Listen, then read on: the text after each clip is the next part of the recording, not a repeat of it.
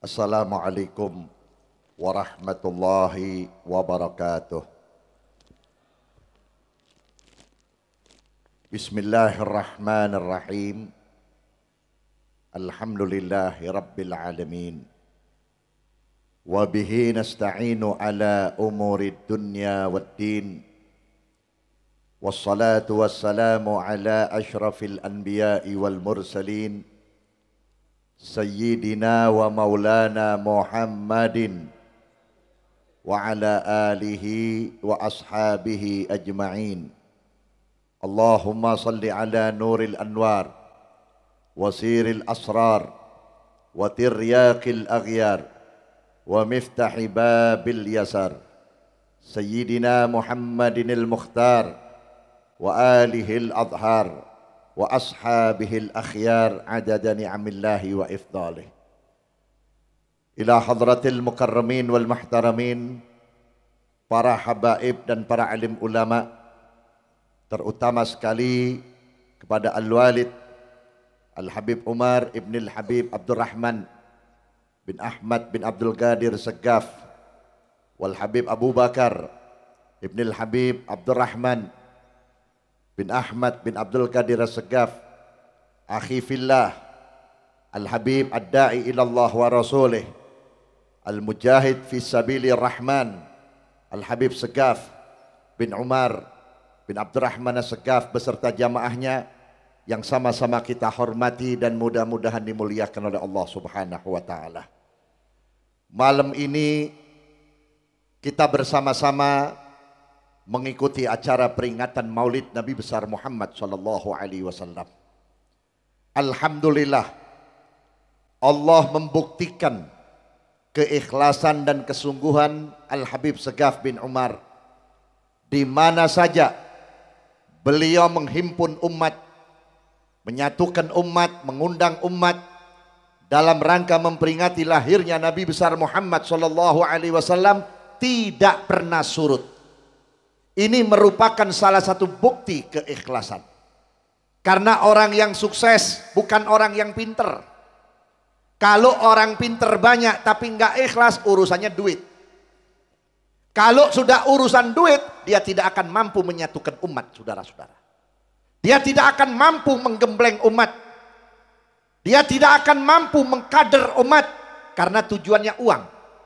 Kalau sudah tujuannya uang, hilanglah haibahnya, hilanglah kewibawaannya, dan hilanglah dia punya karisma. Keikhlasan inilah yang menyebabkan orang menjadi sukses.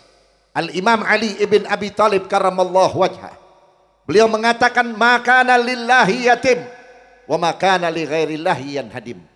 Setiap sesuatu yang karena Allah, yang ikhlas karena Allah, tujuannya hanya untuk Allah, maka dia akan sempurna dan disempurnakan oleh Allah. Tetapi kalau sesuatu bukan lagi karena Allah, misalkan peringatan Maulid buat dukung satu partai, memperingati Maulid sekaligus untuk mengangkat wakil rakyat, kita nggak tahu nih wakil rakyat benar atau tidak, kita nggak tahu calon presidennya benar atau tidak, lalu digabung-gabung, digandeng-gandeng dengan acara Maulid, padahal yang kita peringati ini pemimpin yang lebih baik daripada pemimpin dunia, pemimpin yang paling bermoral daripada pemimpin dunia. Tidak ada pemimpin seperti Nabi Muhammad SAW, yang memikirkan umat bukan hanya di waktu hidup, sampai nanti di mahsyar, bahkan di barzah, di dalam kubur pun Nabi Muhammad masih memikirkan kita. Setiap hari Senin dan Kamis amal kita dilaporkan kepada Nabi Muhammad. Wa in wajadtu khairan fahamidullah, wa in wajadtu syarran fa astaghfirullah lakum. Kalau aku dapati amalmu itu baik, aku bersyukur kepada Allah. Syukurnya Nabi adalah doa buat umatnya.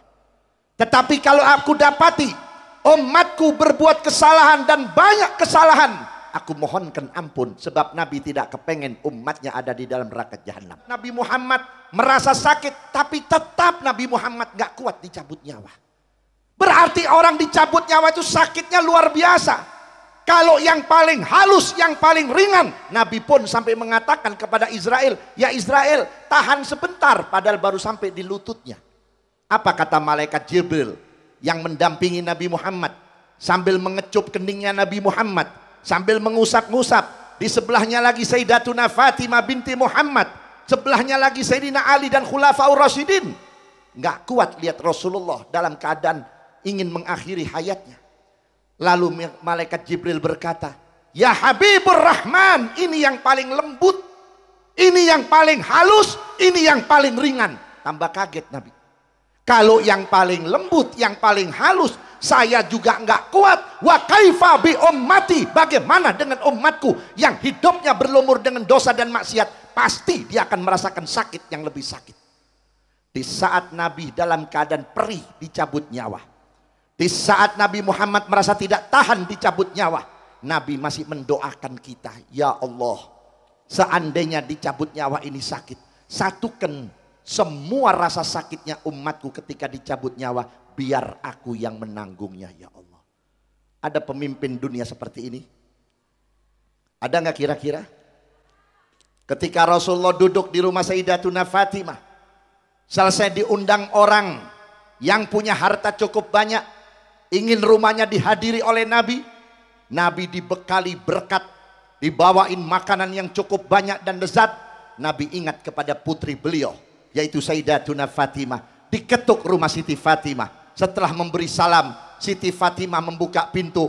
Lalu Nabi berkata, ya Fatimah, bangunkan anakmu, bangunkan suamimu, aku ada makanan, ini makanan cukup enak. Begitu mau dimakan baru bismillah, datang Sayyidina Umar sebagai Amirul Mukminin, mengetuk pintu. Ya Rasulullah, engkau ada di dalam. Betul ya Umar. Ada apa ya Umar? Di satu kampung itu, ya Rasulullah, orang sudah 1 minggu tidak makan. Bahkan ibu-ibu yang sedang menyusui anaknya, susunya sudah kering, tidak mengeluarkan air susu. Langsung berdiri Rasulullah, mengangkat itu hidangan yang gak seberapa, dibawakan kepada Sayyidina Umar. Begitu Nabi keluar dari rumah Siti Fatimah, ingat masuk lagi, ya Fatimah, apa engkau punya perhiasan? Wahai ayahku, ada perhiasanku. Dibuka itu kalungnya Siti Fatimah, dikira perhiasannya besar, ternyata sama dengan benang untuk menjahit baju kita.